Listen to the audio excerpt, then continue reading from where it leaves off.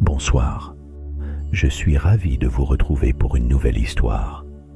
Avant de commencer, un grand merci à vous d'être là et de prendre le temps d'écouter mes récits. Si ma voix vous aide à vous endormir, pensez à vous abonner et à liker la vidéo. C'est un petit geste qui soutient mon travail et m'encourage à vous offrir encore plus d'histoires. Ce soir, avez-vous déjà ressenti ce moment fugace où un simple regard vers le ciel réveille en vous des souvenirs enfouis ou des envies d'ailleurs? Laissez-vous emporter par une histoire douce et mystérieuse, où les nuages deviennent les messagers d'une aventure inattendue, tissant des liens subtils entre quotidien et merveilleux. Ouvrez grand votre imagination, car ce voyage invite à écouter les signes du monde tout en redécouvrant la magie de la rencontre. Bonne écoute et douce nuit.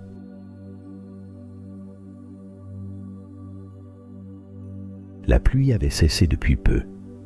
Sur le velours bleu pâle de l'après-midi, des nuages extravagants traçaient leur silence suspendu. Élise pencha la tête contre la vitre, le crayon pianotant dans sa paume. La brise, timide, entrait par l'interstice du ventail mal fermé, mêlant à l'odeur de craie celle des tilleuls du jardin. La salle de classe dormait, orpheline d'élèves depuis midi. Quelques cahiers restaient empilés, duveteux sous la lumière inclinée. Élise, assise près de la fenêtre, se laissait envahir par cette langueur particulière des fins de cycle, ni tristesse, ni soulagement, mais l'étrange clarté de ce que l'on laisse derrière soi. Elle avait distribué les derniers sourires, recueilli les accolades maladroites et les regards complices. Le silence, désormais, lui appartenait. Au-dessus du village, les nuages s'organisaient secrètement, minuscules troupes en métamorphose perpétuelle. Pour Élise, c'était un vieux rituel. Depuis l'enfance, elle discernait dans leurs formes mouvantes des scènes entières, aussi nettes que des miniatures sous verre. Elle n'en avait jamais soufflé mot, craignant la tendresse moqueuse, ou pire, le sérieux désarmant des adultes qui, jadis, l'entouraient. C'était son jeu, doux et secret. Ce jour-là, pourtant, la fantaisie nuageuse offrait autre chose qu'une comédie silencieuse ou la silhouette d'un animal. Très haut, là où les couleurs s'étiolaient, Élise aperçut une maison inconnue. Pas un manoir extravagant, ni la bicoque romantique des contes illustrés, mais une demeure paisible, aux murs clairs, tapis dans un jardin violet de lavande en bouquets touffus. L'image était si nette qu'elle en resta interdite. Elle fronça les sourcils. La maison parut glisser lentement, comme si le vent hésitait à l'emporter. Jamais auparavant ces nuages ne lui avaient imposé d'images persistantes, et certainement pas aussi précises, avec la terrasse de pierre et la barrière de fer forgé. Un croissant de lune semblait même veiller derrière le toit d'ardoise, bien que la lune réelle ne fût pas encore apparue.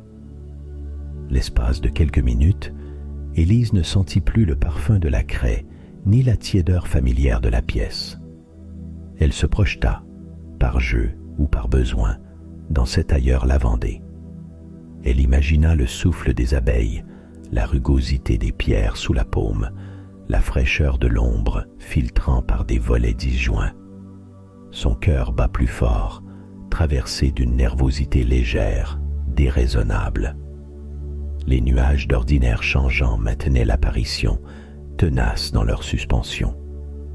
Quelque chose, imperceptiblement, la tirait vers cette maison inconnue. Elle frissonna, mi-perdue, mi-excitée par le pressentiment vif, la sensation qu'un simple jeu venait peut-être de changer de nature ou d'échelle. Au fil des minutes, le ciel s'effrangea, mais la maison resta. Élise pensa à l'heure, à ses clés posées, à la feuille de présence qu'il faudrait rendre, mais son regard demeurait accroché à la scène aérienne. Dans ses paumes tièdes, le crayon roulait doucement, comme guidé par la mémoire naissante d'un chemin qui n'existait pas encore. La maison revenait, haletante et insatiable, dès qu'Élise fermait les yeux. Les contours s'aiguisaient dans la pénombre de sa chambre, gravés avec une obstination fugitive sur la pellicule de son sommeil. Le parfum de lavande montait, déchirant l'obscurité, tandis que la lune de la veille luisait timidement à travers les rideaux. Elle alluma sa lampe de chevet, se redressa délicatement et attrapa son carnet à la couverture abîmée. Assise en tailleur sur l'édredon, Élise contempla le papier vierge. Elle traça du bout du crayon la maison telle qu'elle l'avait vue. Le toit d'ardoise, les volets entr'ouverts, la pergola couverte de glycine indigo, la grille noire estompée par le temps. Elle s'arrêta, la main suspendue dans l'air, surprise par la justesse du dessin qui prenait forme presque malgré elle. L'exercice la fatiguait, paradoxalement. Elle ne luttait pas, s'en remettant à cette impulsion neuve, ce besoin presque physique de fixer l'image avant qu'elle ne se dissolve à l'aube. Les lavandes, elle les esquissait par touches vagues, en drapés vaporeux, comme si leur parfum devait infiltrer la page. Un peu plus loin, le croissant de lune restait flou, suspendu en équilibre précaire. La nuit ne s'écoulait pas tout à fait pareille. Elle entendait, au loin, le gémissement récurrent du portail rouillé des voisins et l'appel mélancolique d'un engoulevent, mais tout paraissait lié à la maison du dessin, comme si ce monde-ci se référait désormais à cet autre, imaginaire ou réel, elle ne savait plus. Le crayon courait, hésitait, revenait, jusqu'à user la mine. Au petit matin, un halo doux filtra par la fenêtre. Épuisée, Élise referma son carnet, le posa sur le rebord de la table de nuit, puis resta un long moment immobile, l'esprit flottant entre deux mondes. Elle se leva enfin, s'habilla lentement et descendit respirer l'air vif au jardin où les tilleuls bourdonnaient doucement. Son dessin lui trouait la mémoire, s'invitant dans chaque éclat de lumière. Un peu plus tard, le chemin du village l'appela. Elle traversa les rues filantes jusque chez Benoît, le libraire, qui arrangeait sa vitrine avec l'attention d'un jardinier soignant ses pivoines. Il releva la tête à son approche, sourit de ce sourire complice qu'on accorde à ceux qu'on connaît intimement sans jamais vraiment les saisir. « Tu as mal dormi, Élise ?» demanda-t-il, observant le pli fatigué entre ses sourcils. « Non, enfin, pas vraiment. Je crois que je suis hanté par une maison que je n'ai jamais vue. » Benoît posa un roman sur la pile, prit le temps de respirer l'odeur du papier, puis la laissa entrer, refermant la porte derrière elle. « Raconte-moi tout ça, » murmura-t-il, tandis qu'elle se laissait tomber dans un vieux fauteuil aux accoudoirs râpés. Élise sortit son carnet, l'ouvrit à la page de la veille. Elle n'ajouta rien, laissant les lignes parler pour elle. La maison semblait vibrer, encore habitée par le rêve. Benoît parcourut le dessin du regard, hocha la tête, le froncement de ses paupières révélant une surprise apaisée. « On dirait une invitation, » glissa-t-il songeur. « Tu devrais la suivre. »« Tu crois ? Je ne voudrais pas. C'est absurde. » Il rit doucement, s'appuya contre le rayonnage de poésie. « Tu me connais, je ne juge que les livres. Promets-moi au moins d'aller voir si elle existe. » Il lui servit un café, fit couler le lait et la laissa s'installer dans le calme minéral du matin. La décision grandissait au creux d'Élise, comme une brume docile. Elle sourit à Benoît, rassurée par l'évidence tranquille de sa réponse, et se promit d'écouter ce qu'elle avait longtemps préféré taire. Élise n'avait pas vraiment dormi la nuit suivante, ni veillé tout à fait. Au matin, son carnet entre les doigts, elle traversa les rues silencieuses du bourg. La lumière, lavée par la rosée, faisait luire le macadam et l'herbe entre les pavés. Son pas la menait vers l'orée du village, là où la route s'étire entre les talus de coquelicots et les rangées de platanes. Le carnet la guidait sans la brusquer. Elle le serrait contre elle, sentant sous la couverture usée le relief des traits encore frais. Du coin de l'œil, les nuages s'étiolaient, inoffensifs et blêmes, maintenant qu'elle marchait, comme s'ils lui confiaient la suite des images. Au sortir d'un virage, son regard accrocha une forme insolite dans l'herbe mûre. Une vieille bicyclette appuyée contre un poteau rouillé, ses pneus dégonflés, la peinture passée par les saisons. Un panier d'osier pendait, vide, du guidon écaillé. La tige de la sonnette avait disparu, ne restait qu'un vague anneau de métal. Élise s'arrêta.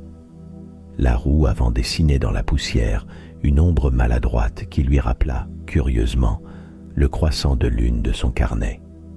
Elle sourit à cette étrangeté. D'un geste instinctif, elle caressa le guidon tiède, surprise de l'élan qui l'incitait à voir un signe dans cette immobilité résignée. « Quelqu'un d'autre a dû s'arrêter ici avant moi », murmura-t-elle, sans être certaine de s'adresser à la bicyclette ou au silence lui-même. Sur sa droite, la campagne s'éveillait. Les champs alternaient leurs couleurs, le vert touffu des foins, la blondeur grisée du blé, le violet lointain d'une haie de lavande qu'elle distinguait au loin comme une promesse. Les collines, elles, semblaient veiller, gonflant leurs épaules sous la lumière neuve. Ce paysage, tant exploré dans sa jeunesse, lui paraissait mystérieux sous cette lumière inhabituelle, tout en suggestion, doux et déconcertant. Le vent lui apporta un filet de senteurs, mélange d'herbes sèches et de vieilles terres chaudes, peut-être un soupçon lointain de glycine. Les souvenirs se réveillaient, désordonnés, comme des fragments de rêves oubliés. Un banc sous un pommier, l'écho d'un rire, une porte entr'ouverte sur une arrière-cour où l'enfant qu'elle avait été dessinait des mondes sur la poussière. Elle hésita. La route filait devant elle, une ligne discontinue entre passé et promesse. À ses pieds, la bicyclette attendait, témoin muet de tant de départs délaissés. Élise sentit que tourner les talons serait trahir quelque chose de secret, enfoui mais tenace. Elle reprit sa marche, plus lente, attentive au froissement de ses pas dans la poussière et au cœur qui cognait sans fièvre. Ici, chaque arbre, chaque pierre semblait poser la question sans mots. Veux-tu vraiment découvrir ce qu'il y a après le virage ? Mais l'incertitude était douce, une incertitude qui la poussait doucement en avant. Elle se contenta de tracer du doigt, sur la tranche du carnet, une arabesque furtive, persuadée que les réponses se cachent rarement dans le repos. Plus loin, la lumière s'épaississait, dorée comme un secret qu'on apprivoise. Élise suivit l'ombre maigre de la bicyclette un instant, puis la laissa derrière elle, confiante, le cœur traversé de sensations nouvelles et la nuque frôlée d'attente, comme si le paysage, tout entier, lui murmurait la suite. Ce fut d'abord la fraîcheur d'une ombre et l'étonnement d'un parfum dense. Élise avait atteint l'entrée d'un minuscule hameau ourlé de tilleuls, leurs branches découpant le ciel du matin comme une porcelaine verte. Elle suivit une sente pavée, légère dans cette lumière pétillante, jusqu'à ce que la devanture chamarrée d'une boutique de fleurs retienne sa marche. Comme échoués par l'élan du vent, des bouquets de pivoines, de giroflées et de bleuets s'empilaient sur le perron, flamboiements désordonnés qui séduisirent aussitôt ses yeux en quête de douceur. Quand la clochette tinta, un visage surgit de l'ombre du comptoir, chevelure de bronze retenue par un foulard. Lucie, quelques années à peine au-dessus de la vingtaine, dégageait cette luminosité tranquille des gens qui passent des après-midi entières à écouter les saisons. Elle ajusta un pot de muguet, ses doigts tachés de pollen effleurant la poignée du sac d'Élise, puis, apercevant le carnet que celle-ci serrant sur sa poitrine, Elle esquissa un sourire intrigant.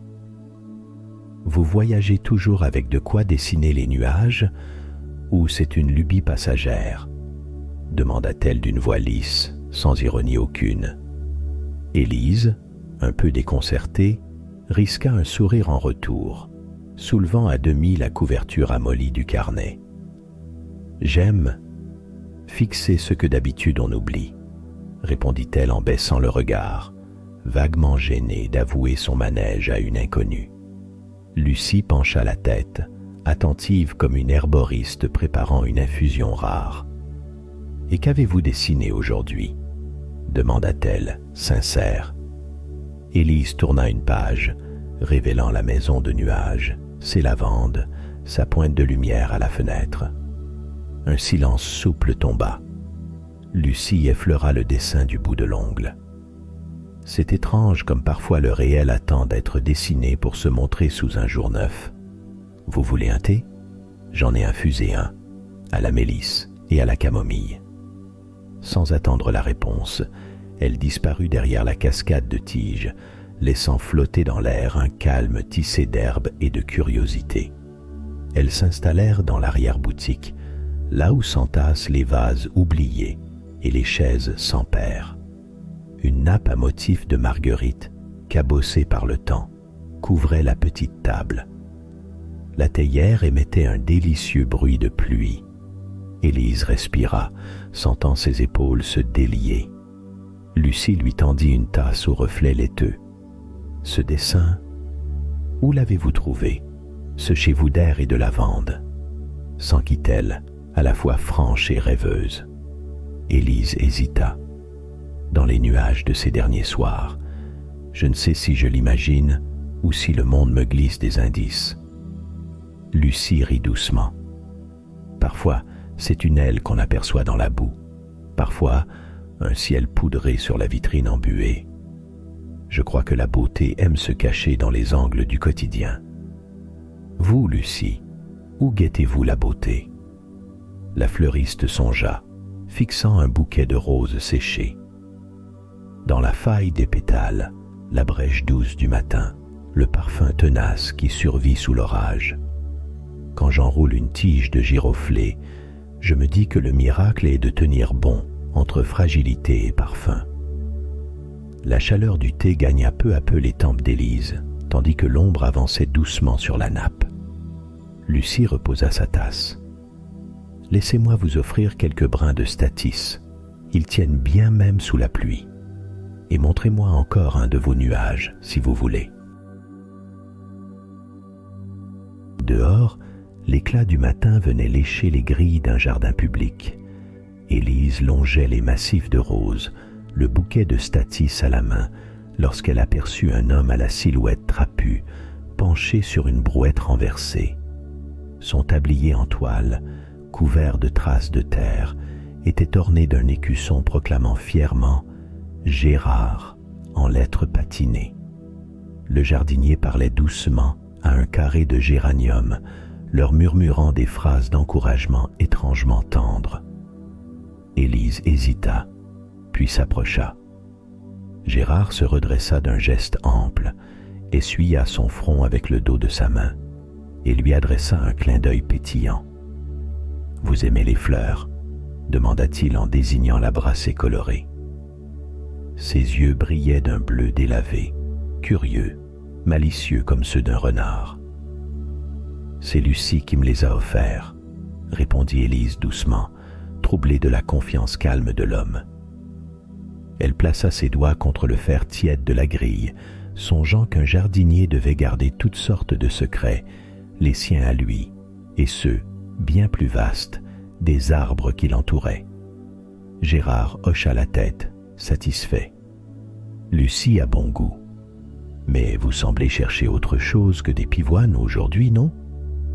Il s'installa contre la brouette, tapotant l'endroit à côté de lui, comme pour inviter Élise à partager le banc d'air. Elle s'assit, les deux mains serrées autour du bouquet. Le calme de Gérard était presque contagieux. Il humait longuement le vent, comme s'il goûtait les messages du matin. « Vous savez, on ne demande jamais assez souvent leur chemin aux plantes. Elles ont la mémoire du sol. » Sa phrase flotta quelques secondes. Élise risqua alors une question. « Vous connaîtriez, dans les environs, une vieille maison, peut-être avec un champ de lavande devant ?» Le jardinier éclata d'un rire inattendu, profond mais sans raillerie. Puis, d'un geste large, il traça dans l'air la fragile façade d'un rêve. Ah, la bâtisse parfumée, on la dirait presque tirée d'un conte d'enfant. Vous voyez ce chemin là-bas, entre les pierres rousses ? Il mène vers l'ouest, vers un vallon caché. Certains disent qu'on y sent la lavande, avant même d'apercevoir les tuiles. D'autres prétendent la voir briller dans la brume des soirs chauds, comme une île flottante. Élise sentit, au creux de ses tempes, la délicieuse coïncidence avec la scène nuageuse de ses esprits. Le regard bleu de Gérard semblait lire ses pensées, mais il n'ajouta rien. Il se pencha vers elle, baissant la voix. « Ce n'est pas une maison qu'on possède, c'est une maison qui vous choisit. Le vrai chemin, ce sont vos pas et la mémoire du parfum. Suivez la sente et surtout, laissez le vent vous guider. Vous verrez, le monde est plus doux qu'on ne le croit. » Il se remit au travail, ses doigts pinçant tendrement une tige rebelle comme s'il s'adressait à une vieille amie. Élise se leva, portée par cet élan de confidence. Elle offrit à Gérard un sourire de gratitude, puis franchit la grille, les statices oscillant à son bras, guidée par le murmure léger de la lavande, quelque part entre la réalité et la promesse mouvante des nuages. Élise longea le sentier ourlé de menthes sauvages, les statices battant contre sa hanche. Très vite, la lumière se fit plus vive, presque liquide, alors qu'elle débouchait sur une clairière où coulait une rivière étrange. Le courant, à peine perceptible, laissait la surface intacte, comme un miroir poli par la patience des pierres. Élise s'arrêta, interdite. Ici, le monde semblait s'inventer à nouveau, comme dans l'instant suspendu entre deux respirations. Elle posa son sac et s'assit en tailleur sur la berge, absorbée par la perfection de l'eau. À ce moment, à quelques mètres, une tache rouge apparut dans le feuillage. Une petite fille, robe grenadine, pieds nus dans les herbes hautes, penchée au-dessus du courant. En l'apercevant, la fillette leva vers Élise un visage espiègle, composé d'yeux larges comme des planètes. « Bonjour » lança-t-elle, une voix cristalline, mathématiquement sereine. Élise répondit d'un sourire. « Tu observes quelque chose ?» demanda-t-elle, d'un ton plus doux qu'elle ne l'aurait cru. La petite inclina la tête, comme si la question la surprenait, puis s'agenouilla pour tapoter la rive. « Regarde, le ciel. Si on ne bouge pas, on le voit danser dans l'eau. » Elle tendit la main, invitant Élise à s'approcher. Élise hésita, puis la rejoignit, s'accroupissant à ses côtés, en se retenant à une pierre plate. La fraîcheur du sol filtra sous sa jupe, lui rappelant une enfance lointaine, émiettée. Les deux fixèrent la surface, côte à côte. D'abord, Élise ne vit que la pâle silhouette de son propre visage, puis peu à peu, la lumière du ciel trouva sa place entre les feuilles, dessinant des nuages flous, des arabesques de vent et, çà et là, comme des oiseaux en migration, des fragments d'azur. La petite fille pointa du doigt une volute lumineuse. On dirait la traîne d'une comète. Là, tu la vois ? Élise retint sa respiration. Elle s'émerveilla de cette façon dont l'enfance ne cherche ni raison ni explication, mais cueille les images là où elles attendent qu'on les regarde. D'une voix basse, elle confia : « Tu sais, quand j'étais petite, je faisais ça aussi. Peut-être que je l'ai un peu oublié. » Mia se tourna vers elle, un sourire de connivence sur les lèvres.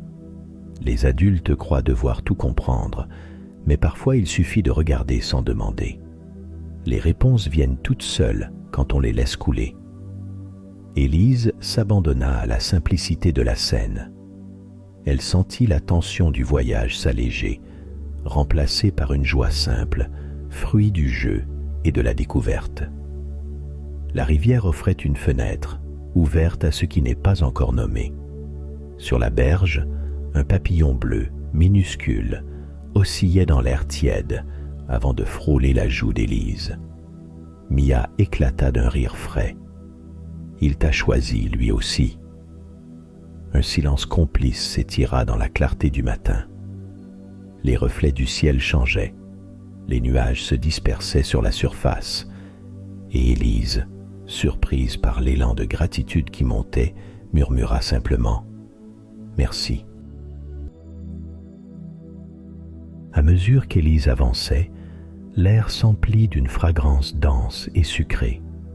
Les lavandes formaient une mer compacte, chacune oscillant doucement sous le poids de petites corolles mauves. Les bourdonnements des abeilles dessinaient une trame sonore régulière, paisible, subtilement hypnotique.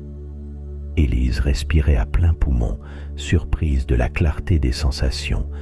Tout semblait plus vif ici, chaque couleur comme lavée par l'aurore.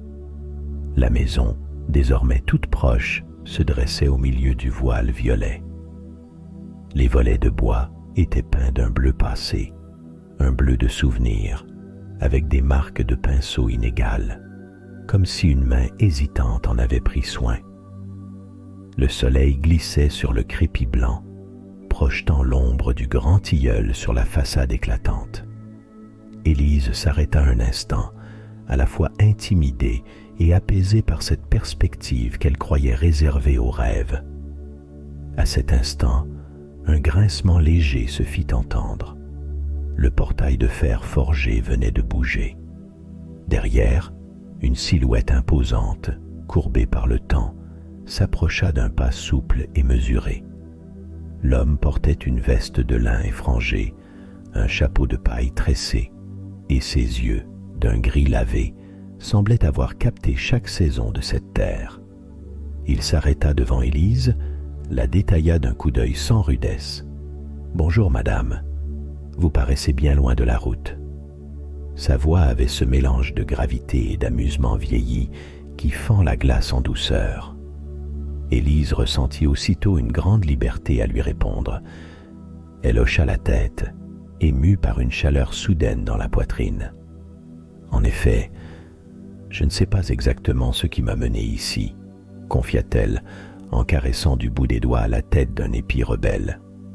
L'homme sourit, découvrant des dents ébréchées et une joie candide. Cela arrive plus souvent qu'on ne croit. Ici, la lavande attire comme un vieux secret sous le vent. Je m'appelle Armand. Et vous ? Sa main, large et déformée par l'outil, se tendit par-dessus la barrière. Élise sentit la texture sèche et rassurante de sa paume, tandis qu'il se serrait la main. Élise. Un silence doux s'installa, seulement peuplé par le travail infatigable des abeilles. Armand recula d'un pas en direction de la maison et ouvrit le portail, invitant Élise d'un geste ample, sans forcer. « Allez, ne restez pas plantés là. Chez nous, ceux qui arrivent par hasard sont ceux qu'on attendait. » Élise franchit la grille, bousculée intérieurement par l'évidence de la rencontre, le sentiment étrange que le paysage entier avait retenu son souffle pour elle. 2 chats tigrés glissèrent à ses pieds, indifférents et familiers tout à la fois. Armand la guida sur le sentier, longeant la façade où les herbes folles grimpaient au mur. Il avait ce pas léger des hommes qui n'ont plus peur de l'inattendu.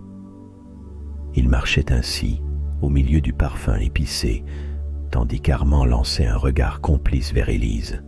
« J'espère que vous aimez le thé, mais si ce n'est pas le cas, j'ai de la verveine ou du sirop de cassis. Vous verrez, ici chacun trouve ce qu'il ne cherchait pas. » Élise sourit, soudain étonnée de s'entendre dire « J'aime ce que je découvre, surtout aujourd'hui. » M. Armand ouvrit la porte d'un geste mesuré. À l'intérieur, la fraîcheur de la maison contrastait doucement avec la chaleur vibrante du dehors. Le seuil franchi, Élise suspendit sa respiration.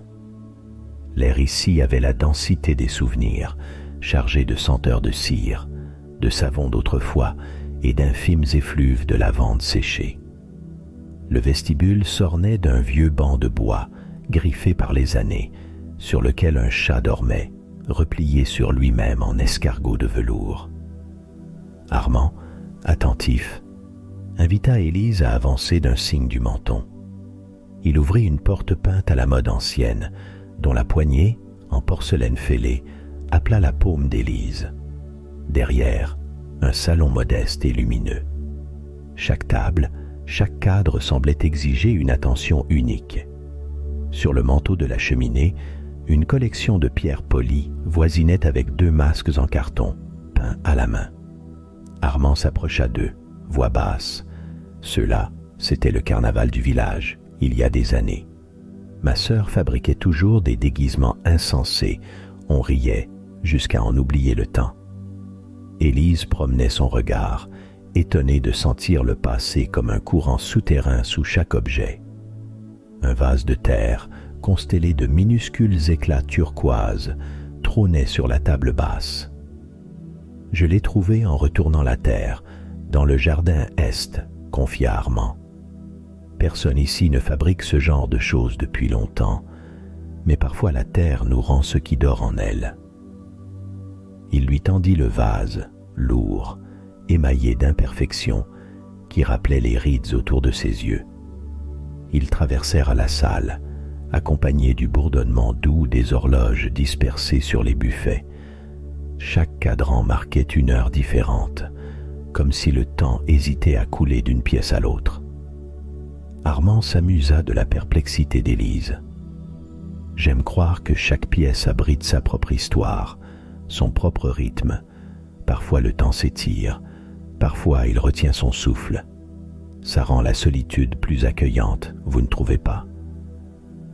La visite se poursuivit par la cuisine, lumineuse, imprégnée de taches de lumière, où les volets filtrants projetaient le motif du dehors.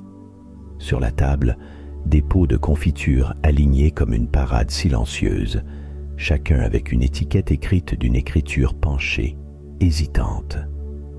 Ma femme s'appliquait à choisir le nom du fruit autant que la recette. Gelée de souvenirs d'été, confiture de brouillard du matin. Cela fait sourire ceux qui les ouvrent. Armand ouvrit la porte vers le jardin, révélant l'enfilade de petites haies de buis, exactement comme Élise les avait vues surgir dans le ciel. Un petit portillon menait à un recoin retranché, invisible depuis la cour principale. Là, sous des pruniers nains, un banc attendait, silencieux. Armand écarta la branche d'un geste tendre. Ici, tout le monde oublie un jour ou l'autre ce qu'il était venu chercher. Les pensées s'installent, lentement, dans les interstices de la pierre et du bois. Élise goûta la fraîcheur du silence. Dans ce jardin caché, elle se surprit à deviner l'existence des vies passées. La maison lui apparaissait comme une femme qui aurait retenu ses mots durant des années, prête désormais à les murmurer à qui saurait les entendre. Armand repéra son trouble, mais ne dit rien. Ensemble, ils avancèrent vers un dernier massif tapissé de giroflées orangées, avant de disparaître entre les volutes de parfums, sans hâte, au rythme d'un autre temps. Dès le lendemain, Élise se leva en portant le souvenir du jardin d'Armand comme un parfum ancré à ses gestes. Une idée s'imposa peu à peu, aussi pétillante qu'inaccoutumée. Inviter Lucie, Gérard, Mia et Benoît pour partager, ne serait-ce qu'un soir, la douceur de cet endroit découvert à travers un nuage. La maison prêtait son ombre accueillante et le jardin, si soigneusement clos, appelait une vie nouvelle. Il ne fallut que quelques mots échangés. Lucie répondit la première. les bras chargés d'un panier garni de petits gâteaux, des rubans de couleur glissés autour des sachets d'herbes séchées. « Je viendrai volontiers. J'apporte du soleil en sachet, » déclara-t-elle en riant, derrière ses taches de rousseur. Gérard passa devant la maison à la saison des arrosoirs, s'extasia sur la haie de lavande et proposa d'apporter, selon son expression, un peu d'histoire fraîche tirée du potager. Benoît téléphona d'une voix enveloppée de rires fatigués. « Dimanche à la tombée du jour, je m'occupe du vin et de mon meilleur jeu de mots. » Quant à Mia, elle accourut, légère, un dessin chiffonné à la main. Lorsque tous furent là, le jardin oscilla sous la lumière dorée, plus vaste qu'il n'avait paru à Élise la veille. On disposa une nappe à même l'herbe, prenant soin d'éviter les fourmis affairées. Les coussins circulaires, offerts par la maison d'Armand qui, attendu au loin, avait laissé un mot discret. « Profitez de la lavande, elle écoute tout. » Il y eut d'abord un silence, comme une page blanche où flottait l'intention de la fête. Puis Lucie discrètement entama.